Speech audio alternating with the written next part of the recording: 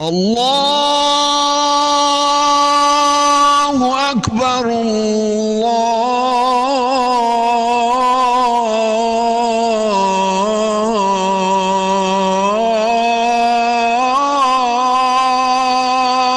اکبر۔ اے ایمان والو، جب جمعے کے دن نماز کے لیے پکارا جائے تو اللہ کے ذکر کی طرف لپکو اور خرید و فروخت چھوڑ دو، یہ تمہارے لیے بہتر ہے اگر تم سمجھو۔ آج کا خطبہ۔ تحریر فضیلت الشیخ حضرت مولانا محمد یوسف خان صاحب حافظہ اللہ تعالی، شیخ الحدیث و ناظم تعلیمات جامعہ اشرفیہ لاہور پاکستان۔ عنوان: مسجد اقصی اور فلسطین ہم مسلمانوں کے لیے کتنی اہمیت کا حامل ہے۔ الحمدللہ، ہر طرح کی حمد و ثنا اللہ ہی کے لیے ہے۔ وہی ہم سب کا خالق، ہم سب کا رازق اور ہم سب کا مالک ہے۔ میں گواہی دیتا ہوں کہ اللہ کے سوا کوئی الہ نہیں، وہ واحد ہے، اس کا کوئی شریک نہیں۔ میں یہ بھی گواہی دیتا ہوں کہ حضرت محمد مصطفیٰ صلی اللہ علیہ وسلم اللہ کے بندے اور چنیدہ رسول ہیں۔ اللہ رب العالمین قرآن مجید فرقان حمید میں ارشاد فرماتا ہے: بسم اللہ الرحمن الرحیم، سبحان الذی اسری بعبدہ لیلا من المسجد الحرام الی المسجد الاقصی الذی بارکنا حولہ لنریہ من آیاتنا انہ هو السمیع البصیر۔ صدق اللہ العظیم۔ پاک ہے وہ ذات جو اپنے بندے کو راتوں رات مسجد حرام سے مسجد اقصی تک لے گئی، جس کے ماحول پر ہم نے برکتیں نازل کی ہیں تاکہ ہم انہیں اپنی کچھ نشانیاں دکھائیں۔ بے شک وہ ہر بات سننے والی، ہر چیز دیکھنے والی ذات ہے۔ میرے پیارے مسلمان بھائیوں، یہ فلسطین انبیاء علیہم السلام کا مسکن اور سرزمین رہی ہے۔ سیدنا حضرت ابراہیم علیہ السلام نے فلسطین کی جانب ہجرت فرمائی۔ اللہ رب العالمین نے حضرت لوط علیہ السلام کو اس عذاب سے نجات دی جو ان کی قوم پر اسی جگہ نازل ہوا تھا۔ حضرت داؤد علیہ السلام نے اسی سرزمین پر سکونت رکھی اور یہیں اپنا ایک محراب بھی تعمیر فرمایا۔ حضرت سلیمان علیہ السلام نے اسی ملک میں بیٹھ کر ساری دنیا پر حکومت فرمائی۔ چونٹی کا وہ مشہور قصہ جس میں ایک چونٹی نے اپنی باقی ساتھیوں سے کہا تھا کہ اے چونٹیوں، اپنے بلوں میں گھس جاؤ، یہ واقعہ بھی اسی ملک میں واقع اسقلان شہر کے ایک وادی میں پیش آیا تھا، جس کا نام بعد میں وادی النمل یعنی چونٹیوں کی وادی رکھ دیا گیا تھا۔ حضرت زکریا علیہ السلام کا محراب بھی اسی شہر میں ہے۔ حضرت موسیٰ علیہ السلام نے اسی ملک کے بارے میں اپنے ساتھیوں سے کہا تھا کہ اس مقدس شہر میں داخل ہو جاؤ۔ انہوں نے اس شہر کو مقدس، اس شہر کے شرک سے پاک ہونے اور انبیاء علیہم السلام کا مسکن ہونے کی وجہ سے قرار دیا تھا۔ اس شہر میں کئی معجزات وقوع پذیر ہوئے، جن میں ایک کنواری بی بی مریم علیہ السلام کے بطن سے حضرت عیسیٰ علیہ السلام کی ولادت مبارکہ بھی شامل ہے۔ حضرت عیسیٰ علیہ السلام کو جب ان کی قوم نے قتل کرنا چاہا تو اللہ رب العالمین نے انہیں اسی شہر سے آسمان پر اٹھا لیا تھا۔ میرے پیارے مسلمان بھائیوں، ارض فلسطین اور مسجد اقصی وہ بابرکت مقامات ہیں کہ جن کی شان یوں ہے: ولادت کے بعد جب عورت اپنی جسمانی کمزوری کی انتہا پر ہوتی ہے، ایسی حالت میں مقدسہ مریم علیہ السلام کا کھجور کے تنے کو ہلا دینا بھی ایک معجزہ الہی ہے۔ قیامت کی علامات میں سے ایک حضرت عیسیٰ علیہ السلام کا زمین پر واپس تشریف لانا اسی شہر کے مقام سفید مینار کے پاس ہوگا۔ اسی شہر کے مقام باب لد پر حضرت عیسیٰ علیہ السلام مسیح الدجال کو قتل کریں گے۔ فلسطین ہی ارض محشر ہے۔ اسی شہر سے ہی یاجوج و ماجوج کا زمین میں قتال اور فساد کا کام شروع ہوگا۔ اسی شہر میں وقوع پذیر ہونے والے قصوں میں سے ایک قصہ طالوت اور جالوت کا بھی ہے، جس کا ذکر قرآن مجید میں آتا ہے۔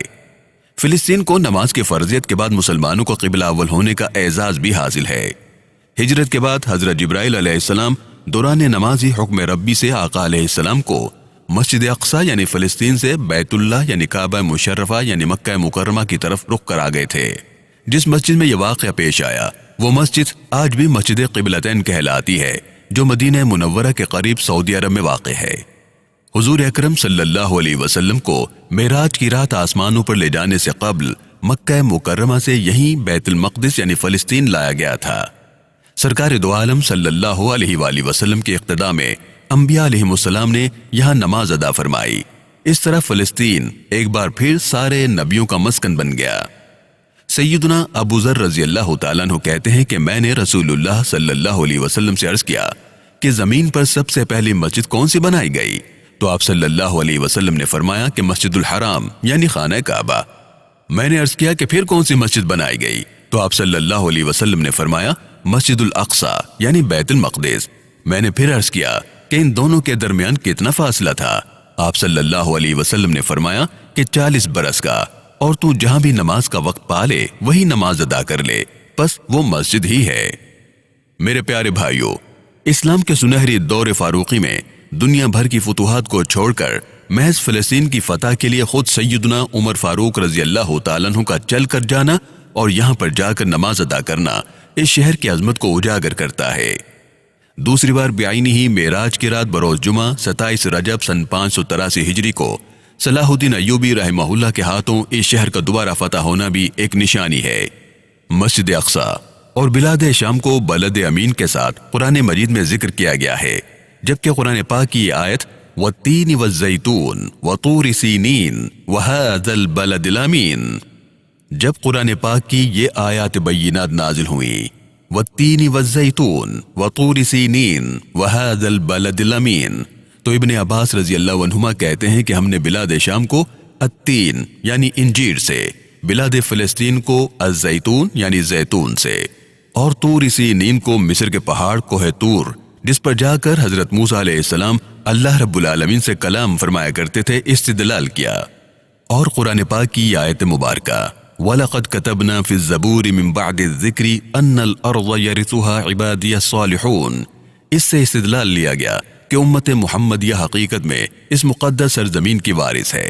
مسجد اقصی کی عظمت کا اندازہ اس بات سے بھی لگایا جا سکتا ہے کہ یہاں پر پڑھی جانے والی ہر نماز کا اجر 500 گنا بڑھا دیا جاتا ہے، اور نبی مکرم صلی اللہ علیہ وآلہ وسلم نے فرمایا 3 مسجدیں ایسی ہیں جن کی طرف تم سفر کا ارادہ ثواب کی نیت سے کر سکتے ہو۔ نمبر 1 مسجد حرام، نمبر 2 مسجد نبوی، اور نمبر 3 مسجد اقصی۔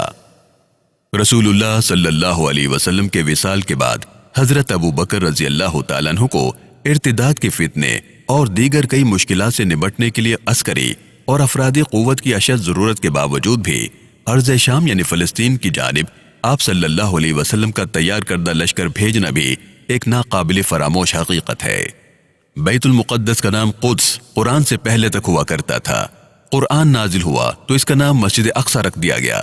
قدس اس شہر کی اس تقدیس کی وجہ سے ہوا جو اسے دوسرے شہروں سے ممتاز کرتی ہے۔ اس شہر کے حصول اور اسے رومیوں کے جبر و استبداد سے بچانے کے لیے 5000 سے زیادہ صحابہ کرام رضوان اللہ علیہم اجمعین نے جام شہادت نوش کیا، اور شہادت کا یہ باب آج تک بند نہیں ہوا، سلسلہ ابھی بھی جاری ہے۔ یہ شہر اس طرح شہیدوں کا شہر ہے۔ فلسطینیوں کی تحریک آزادی، جذبہ حریت اور قبلہ اول مسجد اقصی کے ساتھ والہانہ تعلق اور لگاؤ کو کچلنے کی تمام تر کوششوں کے باوجود گزشتہ کئی دہائیوں سے فلسطینی عوام نے ذلت اور غلامی کی زندگی کو قبول نہیں کیا۔ اسرائیل فلسطینیوں کی تحریک آزادی کو کچلنے کے لیے ہر طرح کا تشدد، ظلم، جبر، ہر نوع کا غیر انسانی سلوک اور شرمناک جرائم کا ارتکاب کر چکا ہے، جس کی دنیا کے کسی مذہب، قانون اور معاشرت میں اجازت نہیں ہو سکتی۔ اس کے باوجود حیرت انگیز طور پر اقوام متحدہ کو نہ تو اسرائیلی جرائم دکھائی دیتے ہیں اور نہ ہی عالمی جنگی قوانین کی خلاف ورزی کرنے، عام شہریوں کے خلاف جارحیت کا ارتکاب کرنے اور مسلمہ اخلاقی اقدار کو پامال کرنے پر سلامتی کونسل اسرائیل کے خلاف کوئی مؤثر اقدام کرنے پر آمادہ ہوتی ہے۔ ظاہر ہے کہ یہ تمام تر رویے صریح طور پر جانبداری پر مشتمل ہے، جو ظالم اور مظلوم کو نہ صرف ایک کٹہرے میں کھڑا کرنے کی ناانصافی کا عکاس ہیں بلکہ ظلم کا ساتھ دینے کے مترادف ہیں۔ اس کے بعد دنیا میں انسانی حقوق کے نعرے بے معنی ہو کر رہ جاتے ہیں۔ ان حالات میں فلسطین کے مسلمانوں کے سامنے 2 ہی راستے ہیں، ایک یہ کہ وہ اسرائیل کے مظالم کے سامنے سر جھکا دیں اور ذلت کی زندگی کو قبول کر لیں، جبکہ دوسرا راستہ وہی ہے جو انہوں نے اختیار کر رکھا ہے۔ اسرائیل کے مظالم جیسے جیسے بڑھتے جا رہے ہیں، فلسطین کے مسلمانوں کا جذبہ آزادی، شوق شہادت اور مسجد اقصی کے ساتھ والہانہ عقیدت اور لگاؤ میں اضافہ ہی ہوتا چلا جا رہا ہے۔ میرے پیارے بھائیوں، فلسطینی مسلمانوں کا بہتا ہوا لہو اور قبلہ اول کے حصول کے لیے ان کی قربانیوں کا جاری سلسلہ دنیا بھر کے مسلمانوں میں کم از کم جہاد کے بھولے ہوئے سبق کو ضرور زندہ کر رکھا ہے۔ فلسطینی مسلمانوں کا بہتا ہوا لہو اور قبلہ اول کے حصول کے لیے ان کے قربانیوں کا جاری سلسلہ دنیا بھر کے مسلمانوں میں کم از کم جہاد کے بھولے ہوئے سبق کو ضرور زندہ رکھے ہوئے ہے، اور مسلمانوں میں قبلہ اول کی آزادی کے لیے جد و جہد کا جذبہ بیدار ہو رہا ہے۔ فلسطینیوں کی لازوال قربانیوں کی بدولت پوری دنیا کے مسلمانوں کو یہ پیغام بھی مل رہا ہے کہ وہ اپنے کلمے، دین، عقیدے، نظریے اور اصول اور ابدیت پر مشتمل تہذیب کی بدولت ایک الگ قوم ہے۔